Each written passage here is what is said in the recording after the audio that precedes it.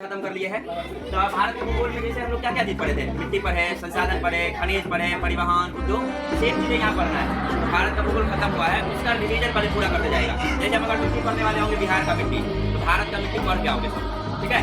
अगर हम बिहार की नदियाँ पढ़ रहे हैं तो भारत का नदी जैसे 10वां 9वां में पढ़ाए थे कुछ चीजें, उसको पढ़ के आना है। हम पढ़ते रहते हैं बिहार का। अगर बिहार का नाम बिहार पड़ा कैसे, तो बिहार का नाम माना जाता है कि बौद्ध भिक्षु जो रहा करते थे तो उनका निवास स्थान हुआ करता था बिहार में। तो उन भिक्षुओं का जो निवास स्थान होता था, उस निवास स्थान को बिहार कहते थे और उसी बिहार के नाम से धीरे धीरे इसको बिहार कहा जाने लगा। अगर हम बात करते हैं कि प्राचीन काल से, तो प्राचीन काल में बिहार जो था मगध का अंग माना जाता था, ठीक है।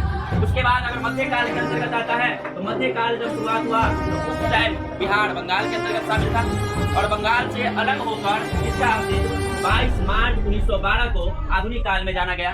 और ये जब बिहार अलग हुआ था तो इस बिहार में एक लगाया गया था दिल्ली दरबार, बिहार को अलग किया गया था।